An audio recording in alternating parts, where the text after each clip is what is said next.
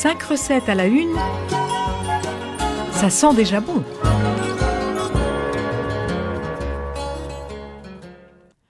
Bonjour, l'automne arrive et nous avons envie à nouveau de chocolat.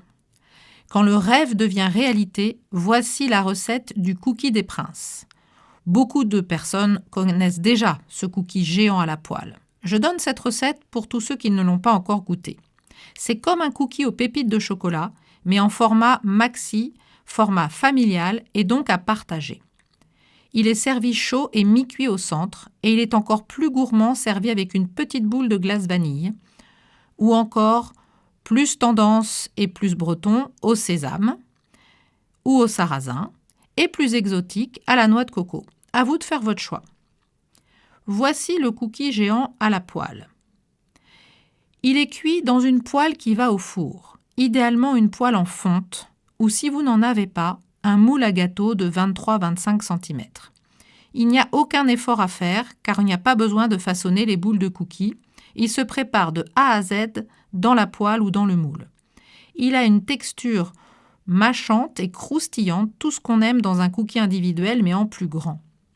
Et puis c'est super sympa à partager. Voici les ingrédients. 180 g de beurre.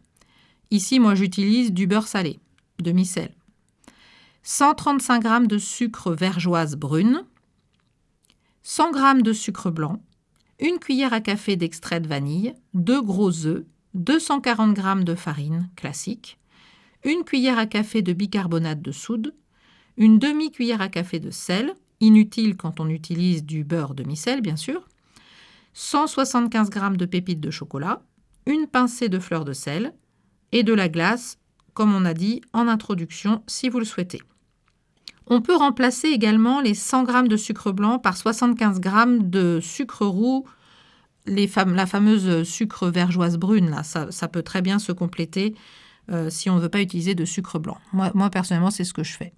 Donc, voici les instructions. Préchauffez le four à 160 degrés et dans cette poêle en fonte ou ce moule, faire fondre le beurre à feu moyen en remuant légèrement et régulièrement jusqu'à ce qu'il devienne blond, environ 3 minutes. Ajoutez le sucre brun. Attention, ce n'est pas de la cassonade, mais bien du sucre roux type vergeoise, donc beaucoup plus fin. Et la vanille. Mélangez tout ça, retirez la poêle du feu et laissez tiédir pendant environ 10 minutes avant d'ajouter les œufs. Incorporez-les un à un, en fouettant bien entre chaque ajout. Ajoutez la farine, le bicarbonate de soude, le sel et bien mélanger. Incorporez les pépites de chocolat en remuant pour bien les répartir dans la pâte. À l'aide d'une maryse, répartir la pâte uniformément dans cette poêle ou ce moule.